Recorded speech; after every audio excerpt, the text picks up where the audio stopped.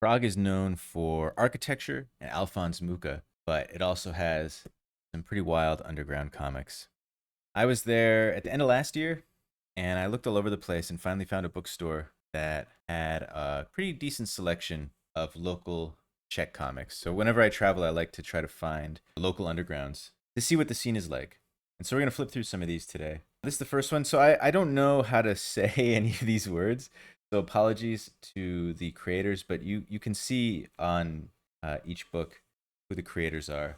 And I love the energy in these books. I should also say that these are larger format than the traditional American comic. So just a bit bigger, more of a magazine size. And I don't read Czech. These are all in Czech, so I got them for the pictures.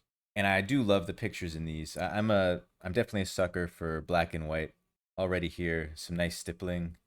This good line work. I love the energy. The nice work here. I like the interesting use of some of the text in these. You can see here there's a word on the blade. I assume that might be a sound effect. We have this kind of thought balloon over here. We have the size of this mountain, kind of extra, adding a little extra information there. I suppose this is a sound effect as well. There's some interesting word balloon usage later on. I also really like the lettering of the page numbers. It's really cool, and it fits the art style very well. So this right here, this is really interesting to me. We have a thought balloon, and it's kind of, I guess it's maybe there's a maze inside of here, or a certain direction you have to take. So our protagonist is thinking about it. The interesting thing about comics is that you don't have to be able to read them to kind of follow along if they're well made, if the storytelling is good. So I also enjoy looking at comics where I can't read the word balloons just because it's a different kind of reading experience. Nice little reverse silhouettes here. There's a lot of great silhouette work in this book.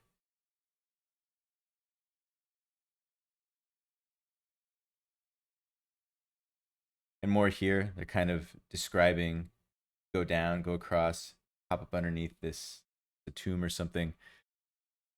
So a very creative use of visual communication in here. There was one more bubble in particular I was interested in. This one here.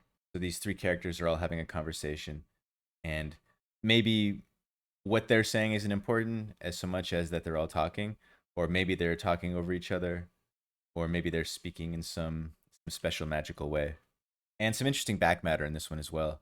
This must be some of the photo reference for the location, and can never go wrong with a map as far as I'm concerned.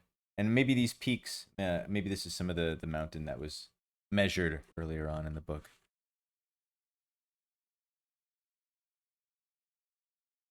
So this is some pretty cool art here. I love the skull as a rotary phone, and we have this crosshair. But the crosshair looks like it is the paper has been folded for a long time, and it's like unfolded, and so we have this. That's a really nice effect.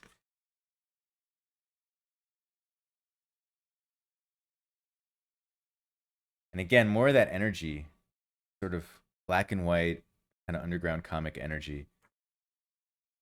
Just yeah, it speaks to me. What can I say? I love it. I love the parallel lines here for the sky. Using black, white, and gray to try to show these really often densely illustrated panels. Great effect. Like here, this tattoo with the black hair and then the black of the tattoo here. I'm not sure if that's an important element, but I feel like it's kind of being shown. I love the check pattern of the shirt and how it folds around the form. Some nice drawing going on in this one. Good crowds. Get the foreground, middle ground, background of the crowd there. The DJ, and then the middle ground of the crowd is white with black line. And in the very back, that silhouette. Yeah, more good silhouette work. Maybe that's a theme in contemporary Czech comics.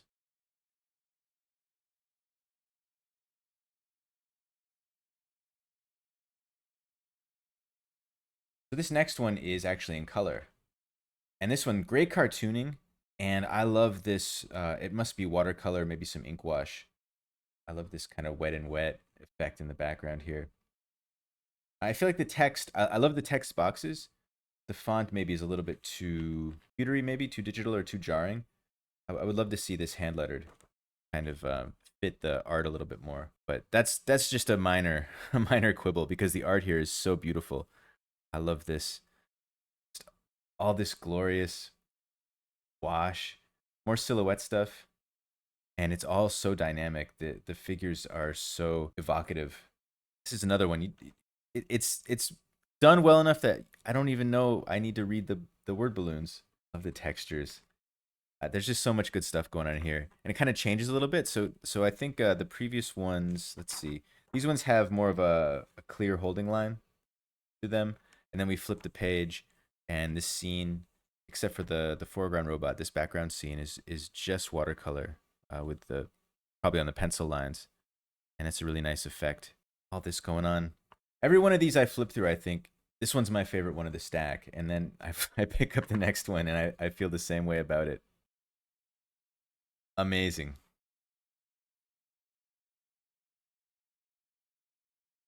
So this one here, the employee at the bookstore was really friendly and was telling me about this. So she said that this is one of the historically beloved Czech artists, or comics rather. This is issue 6. I suppose they're reprinting these. And this is kind of an anthology. There's a lot of different stuff in here. The first half of the book, maybe, is reprints of these old comics. I guess it's about like a scout troop and their different adventures. It looks to me like this was probably published in a newspaper. I think these go back to the late 30s. So they probably would have been in maybe the Sunday paper or something like that. But really interesting getting kind of a historical snapshot like this. Lately, I've been really into going back and reading the old Prince Valiant comics and Flash Gordon, Popeye, all those ones. And so seeing the kind of the Czech contemporary to that is pretty interesting. I would like to see a book that has, full page newspaper adventure strips from all around the world from the 20s and 30s, something like that. So after this bunch of reprints, we get some other material by some other artists. I don't know too much about it. I think this probably is in the same, maybe the same story, the same scout troop, but maybe an updated version. Maybe still historical. But the art is definitely digital in this.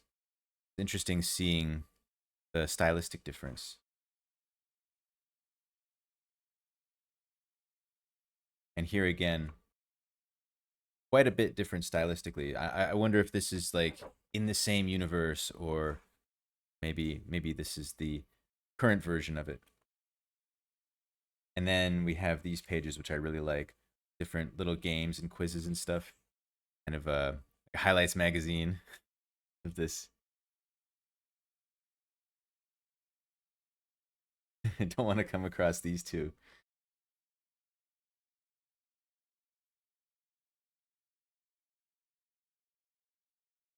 And I love the art in this one here. Super expressive. And I guess this would be Prague from 1968. So I think that would be the Prague Spring, maybe. A tumultuous time. So this is the only one that I got that is kind of historical like that. And it is a good inclusion. I think having a good variety of things is preferred. This next one is an anthology. XRX Mag, this is volume 12. And this has quite a wide variety of styles and artists. And we'll come back to this one. As you can see here, completely different. Some of it's in English. I like this stuff, a bit more abstract. Just an interesting thing to include in a comics anthology. I like the variety. I like this one quite a bit here.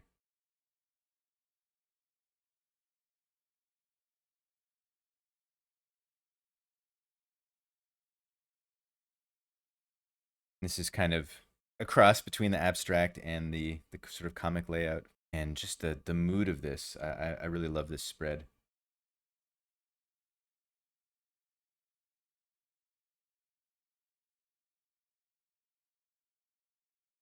There's a lot of creativity on these pages. So this is all the different artists. And so when I was looking through this the first time, when I picked this up and went back to the B&B and was looking through these, this artist stood out. There was something. This artist has like some of the rawness and the energy of the best of undergrounds with a kind of a polish, and the combination works really well. All this gradient in the background, great figure work, really cool energy, and some really interesting creatures and ways of putting on texture. So I looked this artist up and I found him on Instagram, and I saw that he had a new comic out. So I tracked that down as well. And this is quite a big one. So I usually don't get big books like this when I'm traveling because, you know, luggage space and all that. But this is actually, the dimensions are closer to an traditional American comic. And this one is also in color. And he does the art and the coloring, so all the art himself. And it is Marek Berger, or Berger. And it's an interesting departure from the black and white work in the anthology. This is more of a clear line style, and I love how he colors these. Sort of monochromatic, great palette. I like how the colors interact with the line. He's keeping some of this that he had in the black and white one, so this kind of texture, and I kind of like that, making use of it in the color here. Good gradients. Kind of reminds me a little bit of some Jeff Darrow, the line quality in some of this. And so Octobriana is an interesting backstory. I think it was created in the Czech Republic. It was supposedly a Soviet superhero, but it was all fake. And I have another Octobriana comic made by Jim Rugg. So I think the character is open for anybody to use. So tons of good work. And really exciting. It makes me want to travel some more. So if you are near the Czech Republic or any city in the world, try to find the local comics. Like, why not? You go somewhere new, find some new stuff. I'm sure glad that I did. So a version of this video was originally up on my Patreon, where I make a post every week. Sometimes it is inspiration videos like this, so things that I'm looking at, things that I pick up. Other times it is sketchbook tours or a lot of process work, stuff that I've been doing the past week. So if you're into that sort of thing, patreon.com/jrenzella. And also members get access to all of my digital downloads. So all of my own comics and art book. And there's also a playlist with over 100 videos that you get access to as well. I hope you enjoyed this video, and thank you for watching.